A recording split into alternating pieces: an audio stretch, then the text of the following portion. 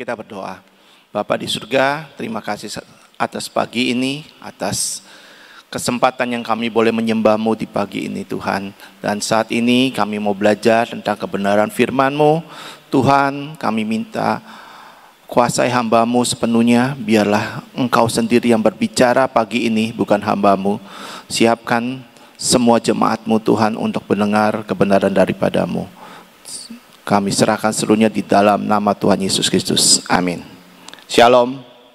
Pagi ini saya mau sampaikan tentang God pattern.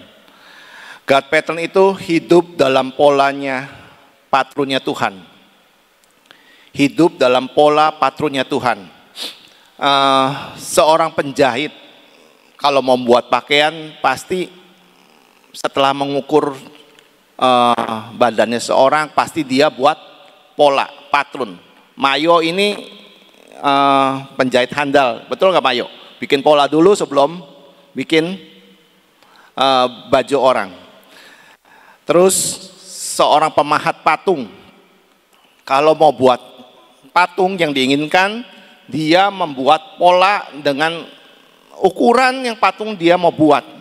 Lebarnya, tingginya, tebalnya seberapa, yang dia siapkan itu nanti patungnya seperti itu ukurannya. Kalau saya misalnya seorang interior, kalau membuat suatu furniture custom, pasti ngukur ruangan itu. Ruangan itu diukur, terus dari ukuran itu saya barusan desain sesuai dengan apa yang mau konsumen itu mau. Setelah didesain, ada ukurannya, ada desain, baru saya bisa buat furniture-nya, mebelannya seperti apa. Semua contoh yang tadi saya katakan di atas supaya tujuan dari sang pencipta itu menjadikan pola atau patron itu bisa dibuat dengan pas sesuai dengan apa yang dimaksud dari pencipta itu. Sesuai dengan ukurannya, sesuai dengan warnanya, sesuai dengan modelnya yang ditentukan, dirancangkan oleh pencipta itu. Supaya semuanya pas, semuanya baik, sempurna.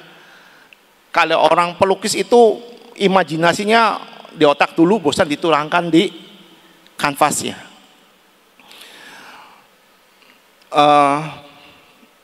Kalau misalnya kita dari awal merancangkan itu tidak sesuai, pasti hasilnya tidak sesuai, saudara. Contoh, anak saya Marvin sekarang usahanya interior di Surabaya. Dia awal mendesain furniture untuk pekerjaannya. Dia jago untuk desain, jago untuk menggambar sesuatu. Tapi dia tidak mengukur sesuai dengan ukuran ruangannya. Tidak sesuai dengan polanya yang di ruangan itu seperti apa. Begitu dia turunkan pekerjaan itu ke tukangnya, dan waktu dikirim ternyata ukurannya salah semua, saudara. Dia nggak ngukur per setengah senti atau per milinya. Jadi antara ruangan sama ruangan itu kelebihan, saudara. Atau kekurangan karena dia hanya ukur globalnya, misalnya 2 cm, 2 cm, 3 cm, 3 cm, enggak 2 cm setengah atau 3 cm setengah. Dia tidak mengukur yang sekecil itunya. Jadi seorang pencipta secara detail dia tahu apa yang harus dibuat untuk hasil ciptaannya. Begitu juga Tuhan kita, saudara, terhadap kita ciptaannya. Tuhan tahu bagaimana caranya menciptakan manusia. Bagaimana patronnya yang mau dibuat untuk manusia itu. Tuhan tahu bagaimana nanti hasilnya manusia yang akan diciptakannya. Apa sih pola Tuhan waktu dalam penciptaan manusia itu? Kita mungkin tahu, udah tahu. Saya ingatkan lagi ya, saudara. Tuhan menciptakan manusia dengan polanya, dengan maksud supaya Tuhan itu mau menciptakan manusia itu satu untuk berkuasa atas bumi ini. Bukan yang Ibu Nein itu kan kemarin khotbah menjadi pemenang. Kita diciptakan berkuasa, bukan jadi pecundang. Kedua, Tuhan menciptakan kita segambar dengan Tuhan sendiri. Kalau segambar itu dibuat sesuai dengan Tuhannya. Kita tuh ciptaan sesuai dengan ciptaan segambar dengan Tuhan, bukan dengan segambar dengan yang lain. Supaya apa? Menunjukkan kemuliaan Tuhan, menunjukkan sifat-sifatnya Tuhan atas hidup kita diciptakan ini. Dan ketiga, Tuhan maksud menciptakan kita itu untuk beranak cucu. Itu patronnya Tuhan untuk kita. Kita baca ya, Kejadian 1 ayat 26 sampai 28. Berfirmanlah Allah, baiklah kita menjadikan manusia menurut dan rupa kita, supaya mereka berkuasa atas ikan-ikan di laut dan burung-burung di udara, dan atas ternak, dan atas seluruh bumi, dan atas segala binatang melata yang merayap di bumi. Maka Allah menciptakan manusia itu menurut gambarnya. Menurut gambar Allah diciptakannya dia, laki-laki dan perempuan. Diciptakannya mereka. Allah memberkati mereka, lalu Allah berfirman kepada mereka, beranak cuculah dan bertambah banyak, penuhi bumi dan taklukkan itu, berkuasalah atas ikan-ikan di laut, burung-burung di udara, dan segala binatang yang merayap di bumi. Itu Tuhan menciptakan kita, maunya tujuannya seperti itu, saudara. Tetapi berjalan dalam kehidupan manusia ciptaannya, seperti kita baliklah ke Adam dan Hawa ya saudara. Mereka diciptakan semuanya baik, segambar menurut rencana Tuhan seperti tadi, poin-poin tadi. Tapi mereka keluar dari patronnya. Seperti tadi Marvin, buat sesuatu tapi tidak sesuai dengan apa yang ada di lokasi tersebut. Mereka sudah dibuat oleh Tuhan dalam rencananya, tapi dengan free will-nya Adam dan Hawa itu keluar. Tidak di dalam patronnya Tuhan. Semula yang di dalam Eden itu mereka enak hidupnya. Akhirnya mereka diusir keluar dari Taman Eden.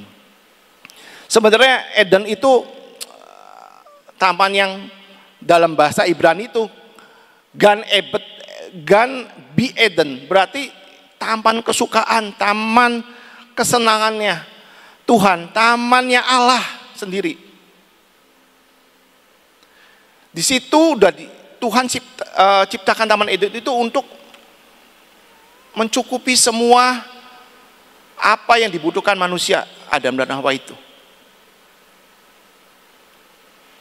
Di Eden itu ada emas, ada buah-buahan, ada semua air, semua yang kita butuhkan itu ada. Selama kita dalam patronnya Tuhan, berarti kita hidup dalam Edennya Tuhan, saudara.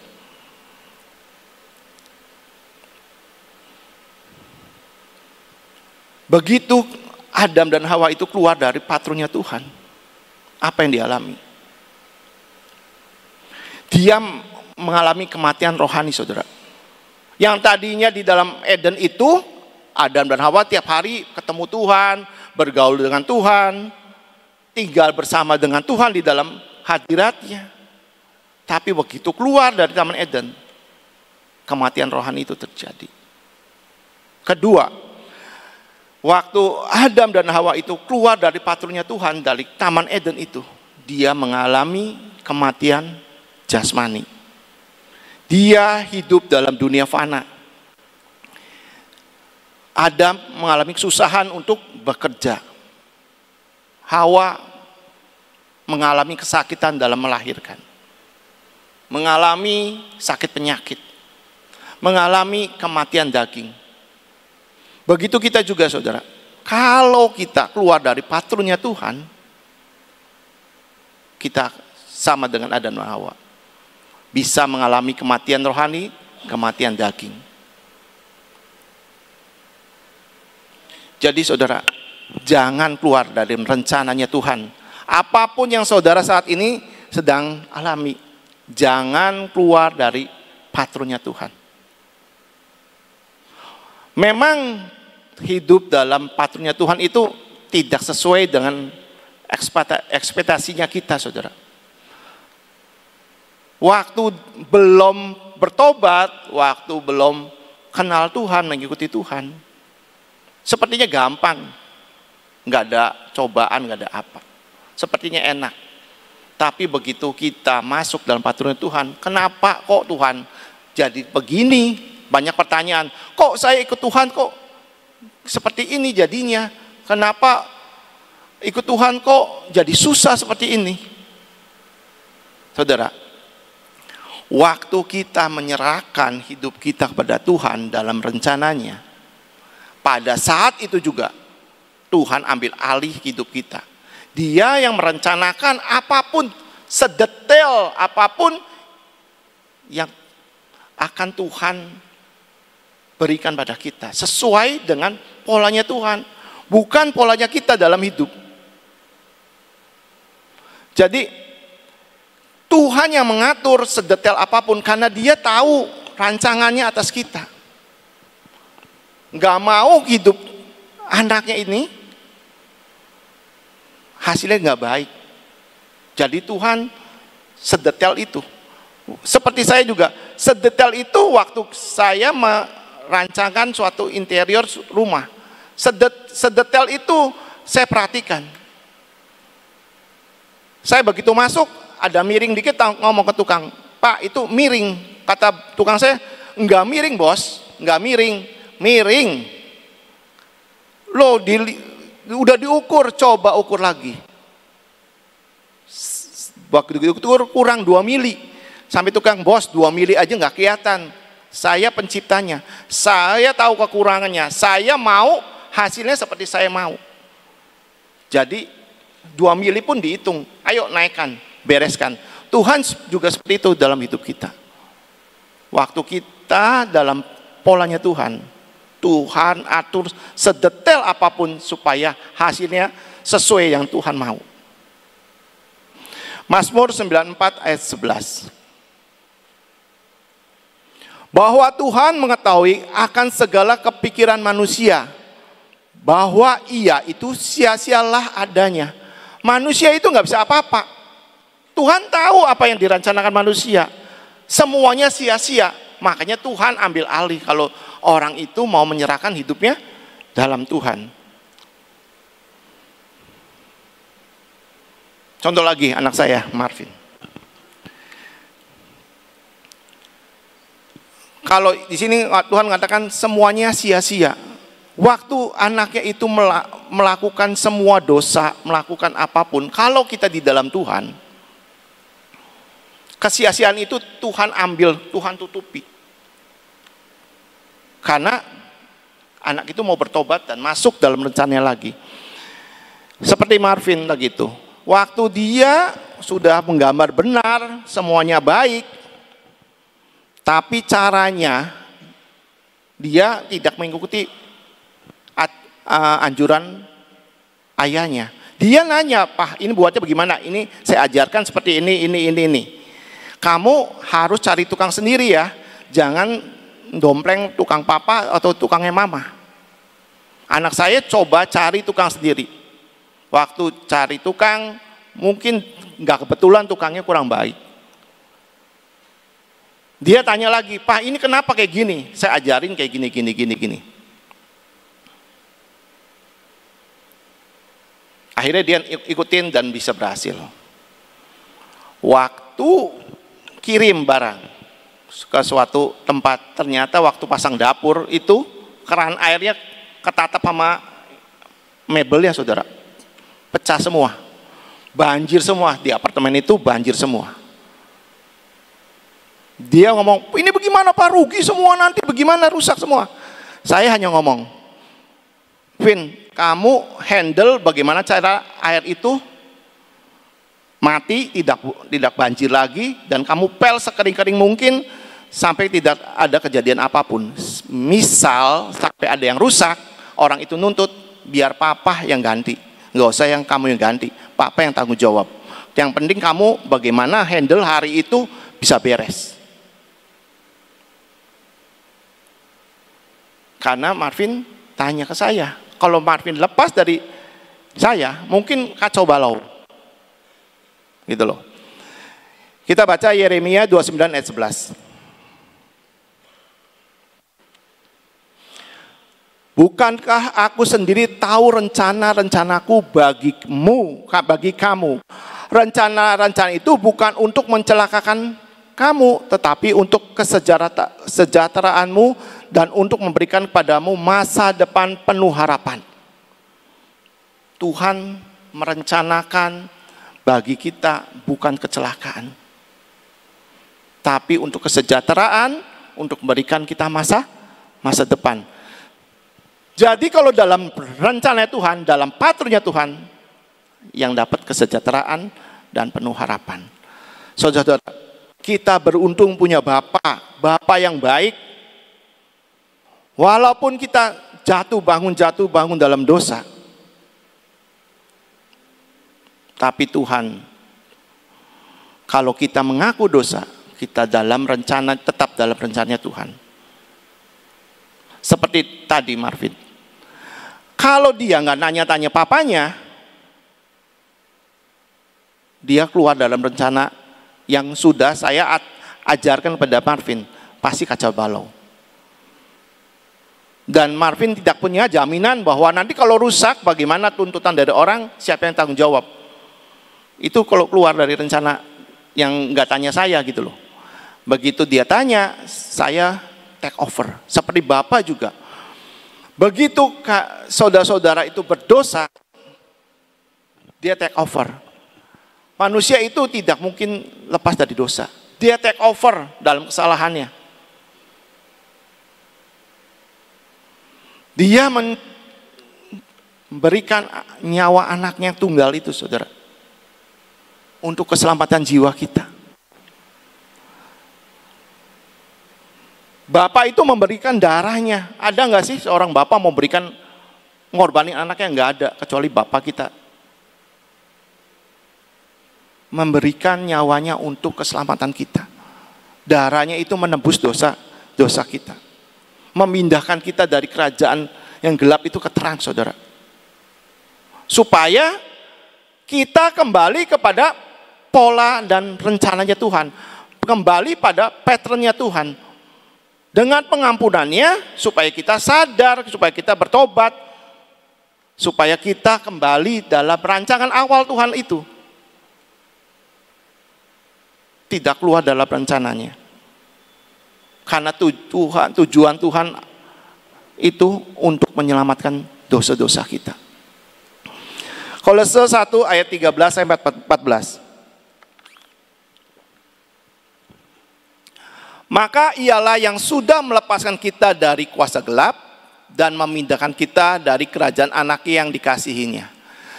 Oleh dia itu kita mendapat penebusan, yaitu keampunan segala dosa.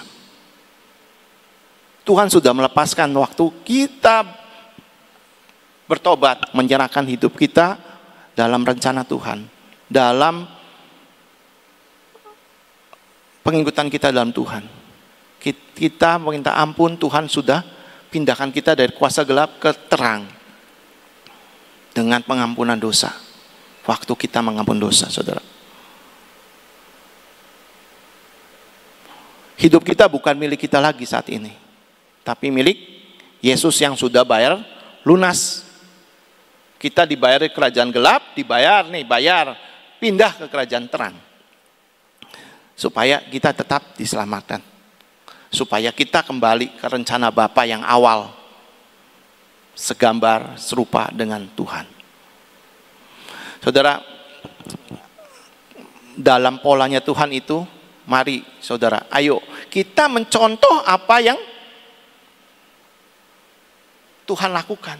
Mencontoh pola hidup Tuhan Yesus kita. Bagaimana caranya? Yuk kita belajar sama-sama. Lanjut teks. Bagaimana supaya kita kembali ke patternnya Tuhan? Satu, Tuhan Yesus pattern awal pola hidupnya untuk datang ke dunia ini adalah pengorbanan dengan taat sampai akhir. Rencana Bapa pada Yesus untuk dunia ini adalah pengorbanan di kayu salib. Markus 10 ayat 45. Sebab bahkan anak manusia pun datang bukan untuk dilayani, tapi untuk melayani. Dan untuk memberikan nyawanya menjadi tebusan bagi banyak orang. Tujuan Bapaknya kepada Yesus untuk dunia ini, untuk saudara-saudara itu penebusan dosa, mengorbankan dirinya untuk menebus dosa kita, saudara. Betul nggak, saudara? Yesus tahu dia dilahirkan untuk menebus, untuk mati di kayu salib. Pengorbanannya itu tujuannya, rencana Bapa atas Yesus, atas kita, supaya dengan penebusan itu kembali. Ayo, saudara-saudara sudah ditebus dari semua dosa-dosa saudara. Ayo balik. Patternnya Tuhan, hidup dalam rencana Tuhan. Yesus melakukan taat sampai akhir untuk menyelamatkan saudara, menyelamatkan dosa-dosa saudara. Taat sampai akhir. Hidup kita mau nggak taat sama Tuhan sampai akhir? Waktu kita sudah ditebus, mau nggak kita taat sampai akhir? Taat sampai akhir itu sampai dia mati di kayu salib, saudara.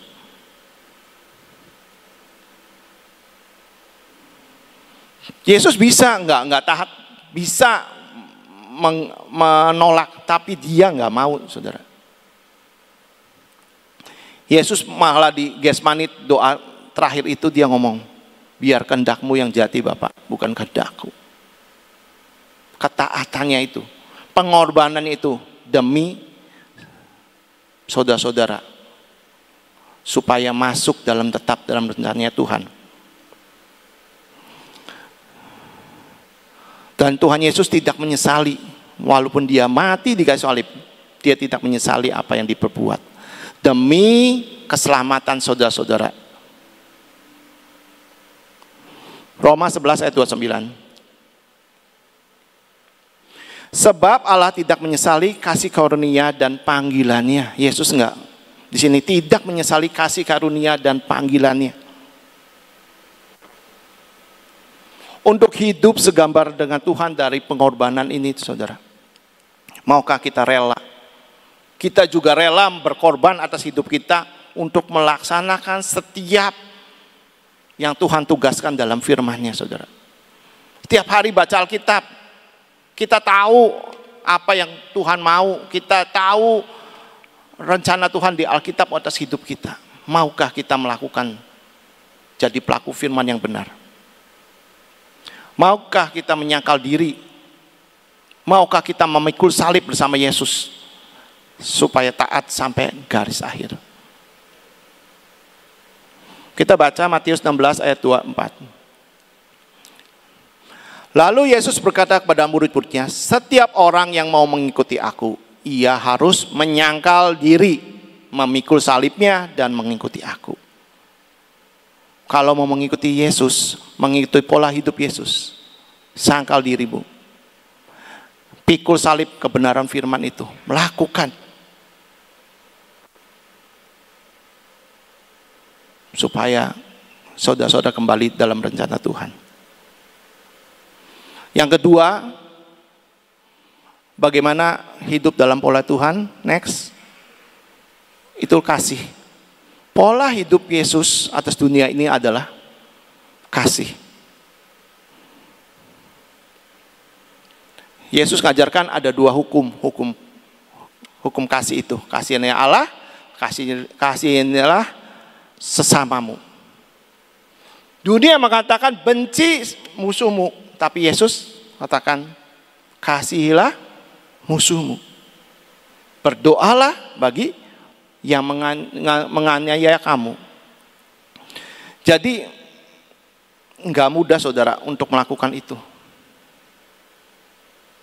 Tapi Tuhan ajarkan pada kita, kalau mau sesuai dengan polanya, lakukan kasih saudara. 1 Yohanes 4 ayat 8. Barang siapa tidak mengasihi, ia tidak mengenal Allah. Sebab Allah adalah kasih. Kalau kita ngomong orang Kristen, kita nggak punya kasih, berarti kita tidak mengenal Allah. Allah kita adalah kasih saudara. Walaupun saudara punya karunia apapun, bisa dengar suara malaikat kali, bisa karunia menyembuhkan, membangkit orang mati, punya kebiasaan bisa membagi-bagikan sesuatu pada orang, tapi kalau tidak melakukan dengan kasih, sama aja tidak ada faedahnya saudara. Maka dari itu saudara, hiduplah dengan kasih, seperti seperti Yesus mengasihi sesama kita. Lanjut firman-Nya, Efesus 5 ayat 2. Dan hiduplah di dalam kasih, sebagaimana Kristus juga telah mengasihi kamu dan telah menyerahkan dirinya untuk kita sebagai persembahan dan korban yang harum bagi Tuhan. Hiduplah dalam kasih. Jadi kasih saudara harus nyata saudara dalam hidup ini. Ketiga, saya lanjut terus biar cepat. Ketiga, pengampunan. Pola hidup Yesus ada pengampunan. Matius 5 ayat 38 ayat 9. Kamu telah mendengar firman mata ganti mata, gigi ganti gigi. Tetapi aku berkata padamu, janganlah kamu melawan orang berbuat jahat padamu, melainkan siapa yang menampar pipi kananmu, berilah juga kepadamu pipi kiri. Lanjut, Lukas 23 ayat 34a. Yesus berkata, Bapa, ampunilah mereka, sebab mereka tidak tahu apa yang mereka perbuat. Waktu Yesus disalib, terakhir lagi mau meninggal, dia mengatakan, ya Bapak, ampuni mereka. Sebab mereka tidak tahu apa yang mereka perbuat. Kalau orang berbuat salah, saudara, nggak sadar. Semua nggak ada yang berbuat salah itu sadar. Seringnya benar sendiri, betul nggak saudara? Ada istilah yang waras, yang ngalah saudara. Jangan otot-ototan. Bahkan Yesus mengatakan mengampuni itu 70 kali 7 kali. Pengampunan itu terus menerus saudara. Koreksi saudara diri saudara masing-masing. Apakah di hati saudara saat ini masih ada saudara-saudara, teman-teman atau yang di hati saudara itu belum saudara ampuni? Masih ada ganjelan di hati saudara. Pagi ini sama-sama kita koreksi. Apakah di hati kita masih ada orang yang belum kita ampuni? Bereskan. Balik kepada Tuhan. Balik dalam pengampunannya Tuhan seperti yang Tuhan lakukan. Keempat, untuk hidup dalam patutnya Tuhan, yaitu adalah kekudusan. Kekudusan ini manusia itu nggak ada yang kudus saudara. Kita baca dulu ya, Imamat 20 ayat 7 sampai 8. Sebab itu kuduskanlah dirimu dan jadilah kudus karena akulah Tuhan Allahmu. Kamu harus mentaati semua peraturanku karena akulah yang menguduskan kamu. Di ayat 8 jelas, untuk hidup dikuduskan oleh Tuhan harus mentaati semua peraturan-peraturan firman-Nya Tuhan. Pertanyaannya, siapa yang bisa hidup kudus? Nggak ada orang yang bisa, saudara. Karena kita lahir sudah dalam dosa. Bagi Tuhan tapi nggak ada yang mustahil, saudara.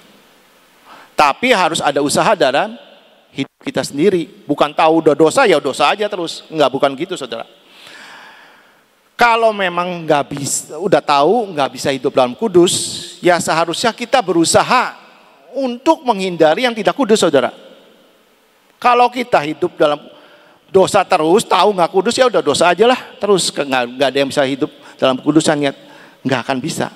Tapi kita berusaha menghindarkan hidup kita yang tidak kudus.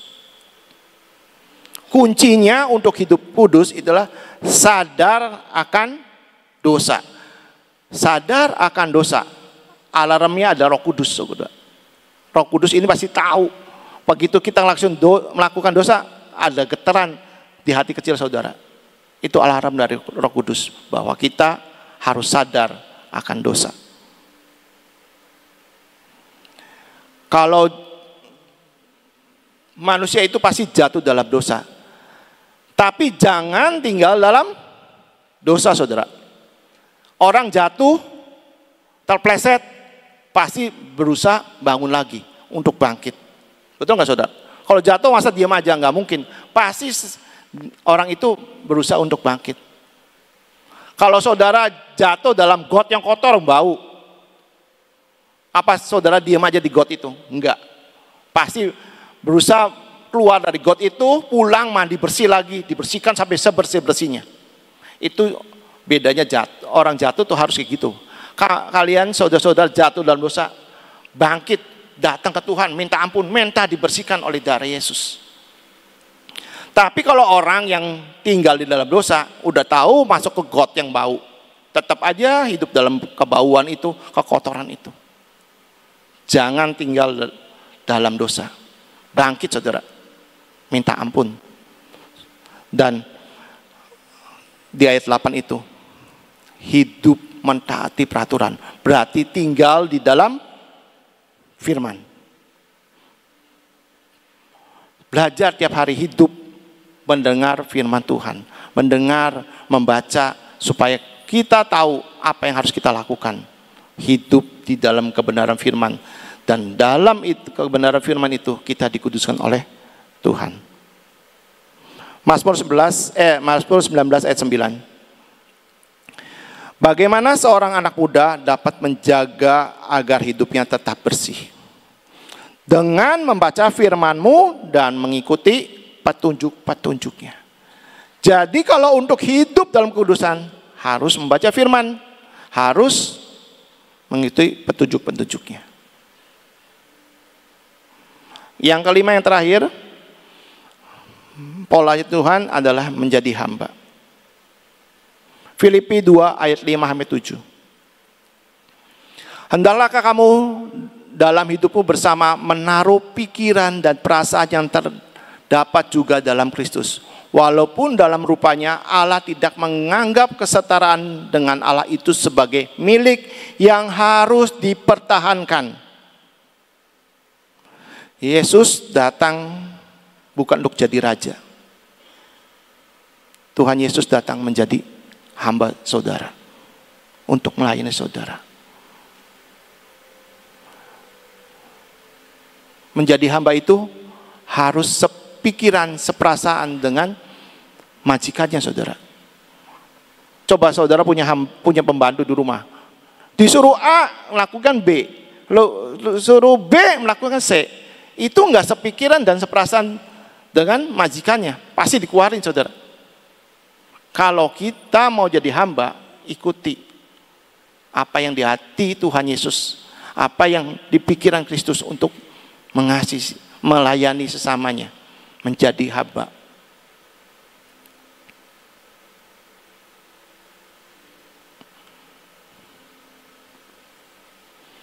Jangan ada kesombongan dalam hidup kita, saudara.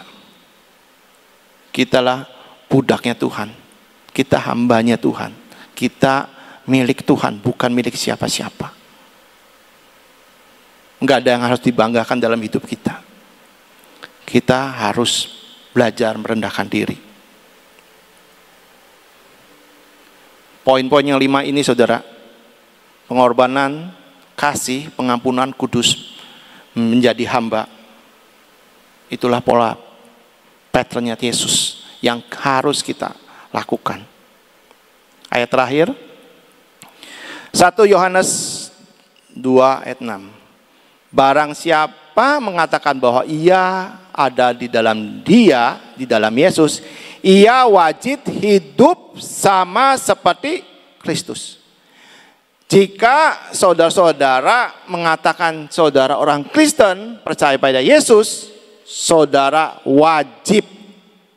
Di situ, ia wajib, saudara wajib hidup sama seperti Kristus hidup. Wajib hidup sesuai dengan polanya Tuhan.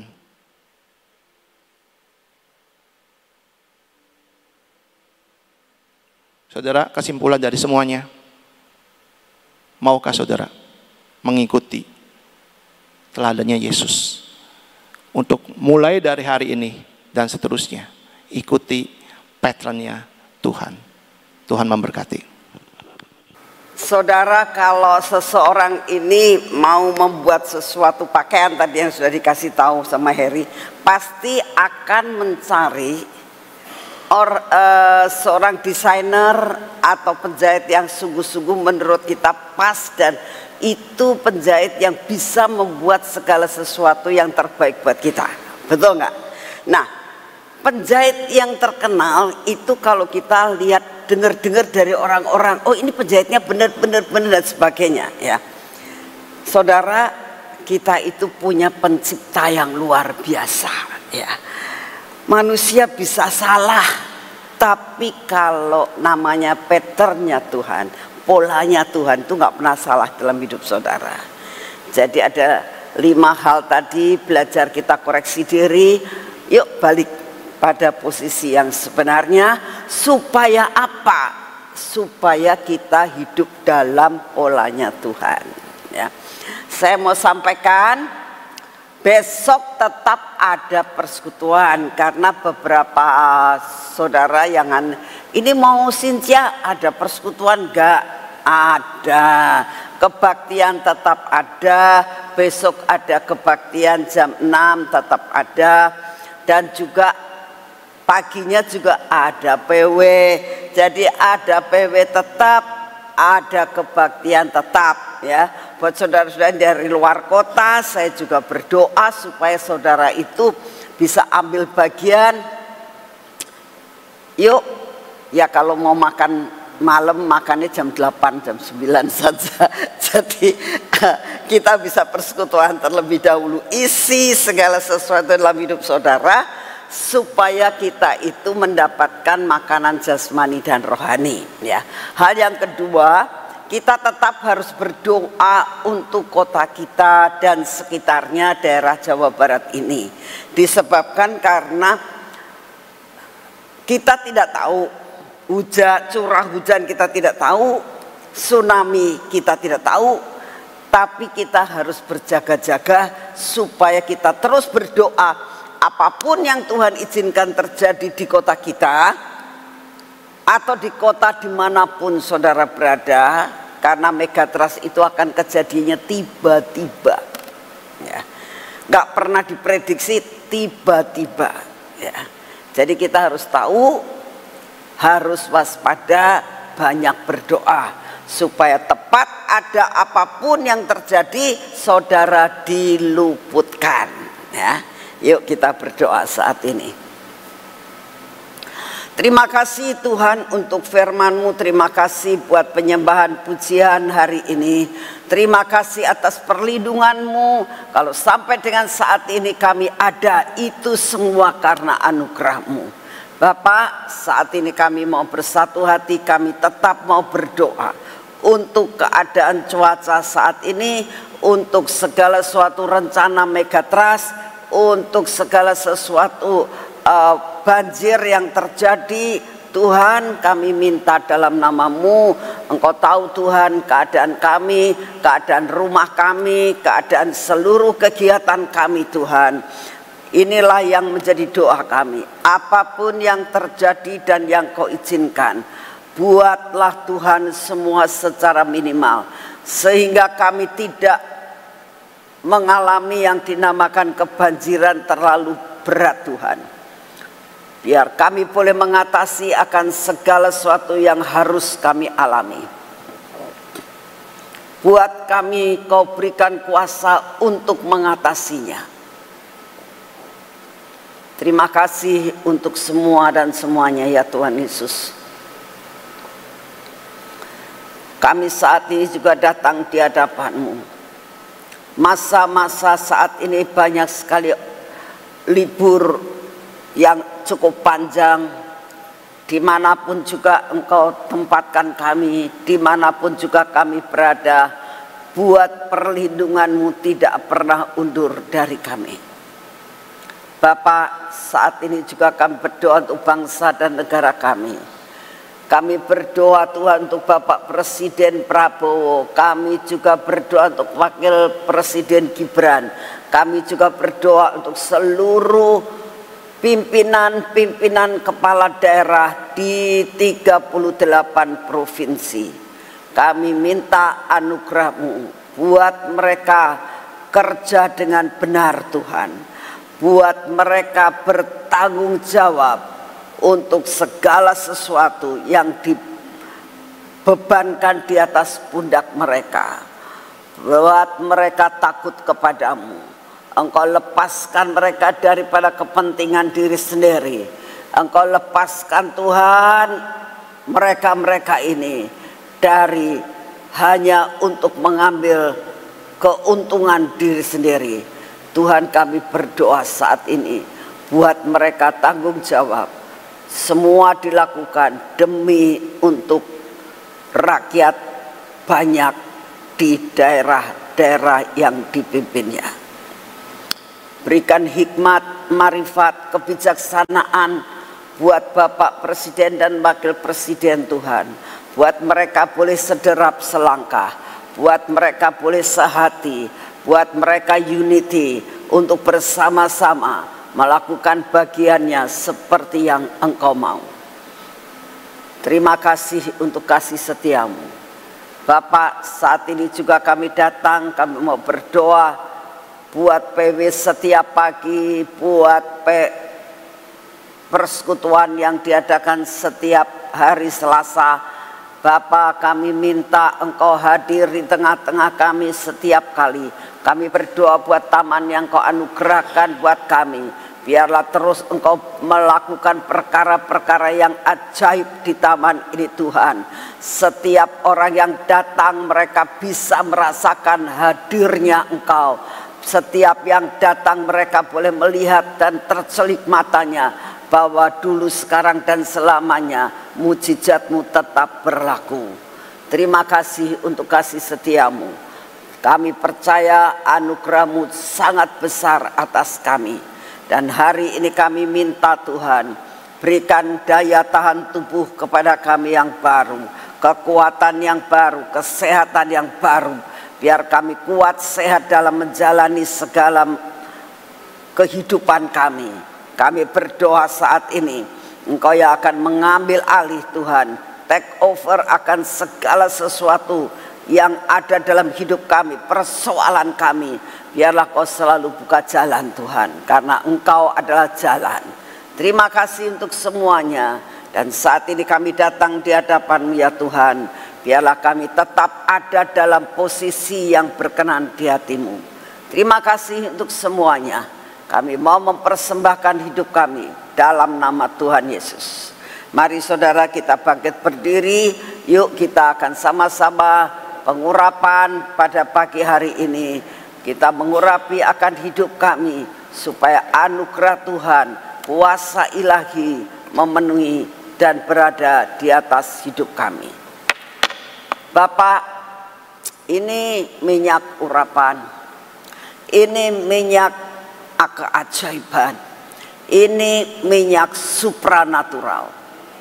Kami sangat percaya akan mujizat-Mu. Kami sangat percaya akan pengcoveran-Mu dengan minyak anugerah yang daripada-Mu. Kami oleskan pada seluruh tubuh kami Tuhan. Biarlah hidup kami benar ada di dalam supranatural. Biarlah mata kami pun terus tertuju kepadamu Tuhan, untuk melihat perkara-perkara yang Engkau berkenan. Biarlah telinga kami Kau beri roh kepekaan, untuk telinga kami juga mendengar perkara-perkara yang luar biasa. Bibir kami juga Tuhan dan hati kami, buat tetap melekat kepadamu. Dan semua yang tidak baik Engkau hancurkan ya Tuhan. Terima kasih untuk semua. Ini tangan kami olesi dengan minyak. Ini kaki kami olesi dengan minyak. Biarlah seluruh tubuh kami ini Tuhan ada dalam pengcoveran daripada supranatural. Semua tindakan kami, perbuatan kami, apa yang kami lakukan, semua pekerjaan kami hari ini, apa yang kami jalankan, Tuhan biar hidup kami dalam supranatural. Terima kasih untuk kasih setiamu. Dalam nama Tuhan Yesus. Amin.